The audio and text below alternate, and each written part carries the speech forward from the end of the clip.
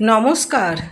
কাজী নজরুল ইসলামের স্মৃতিচারণে আঙুরবালা দেবীর কলমে একটি করুণ কাহিনী।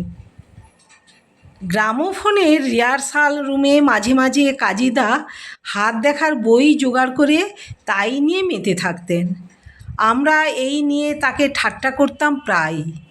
কাজীদা কিন্তু রাগ করতেন না। তার এই হাত দেখা নিয়ে একটি করুণ গল্প আছে। আমাদের সময়ে গ্রামোফোনে একজন তবলা বাজিয়েছিলেন, নাম রাসবিহারী শীল। খুব গুণী লোক। রাসবিহারী বাবুর তবলা সঙ্গত না থাকলে আমাদের গান যেন জমতেই চাইতো না। একদিন শোনা গেল জ্ঞানেন্দ্র গোস্বামী মশাই নৌকাযোগে কোথায় যেন গান গাইতে যাবেন, আর তার সঙ্গে তবলা বাজাবার জন্য যাবেন সেই রাসবিহারী বাবু। সেদিন যথারীতি রিহার্সাল রুম কাজীদার সঙ্গে আমরা গান বাজনা নিয়ে মেতে রয়েছি। রাসবিহারী বাবু আমাদের সঙ্গে তবলা সঙ্গত করছেন। গান বাজনার ক্ষণিক বিরতিতে তিনি কাজীদার সামনে ডান হাতটি মেলে ধরলেন। কাজীদা, আমার হাতটা একটু দেখুন না। এটা তার জ্ঞানবাবুর সঙ্গে বাইরে যাওয়ার আগের দিনের ঘটনা। কাজীদার মুখে সব সময়ই হাসি লেগে থাকত। সেই হাসি মুখেই তিনি রাসবিহারী বাবুর হাত দেখায় মন দিলেন। দেখতে দেখতে তার মুখ ক্রমশ গম্ভীর হয়ে উঠল। এক সময় রাসবিহারী বাবুর হাত ছেড়ে দিয়ে স্তব্ধ হয়ে গেলেন তিনি। সবাই চুপচাপ। হঠাৎ কাজীদার এই ভাবান্তর দেখে আমরাও অবাক হয়ে পারলাম না। রাসবিহারী বাবু হাসি মুখে বললেন, কই কাজীদা, হাতে কি দেখলেন বললেন না তো? কাজীদা তবুও নিরুত্তর। রাসবিহারী বাবু আবার বললেন, বলুন না কাজীদা, কি দেখলেন? খারাপ কিছু? এবার কাজীদার মুখে মৃদু করুণ হাসি ফুটে উঠল।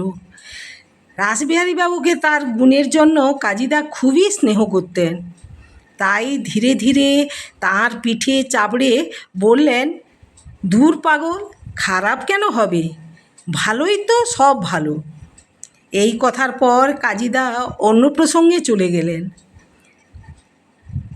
তখনকার নামকরা গায়ক ধীরেন দাস সেদিন ওই ঘরে উপস্থিত ছিলেন।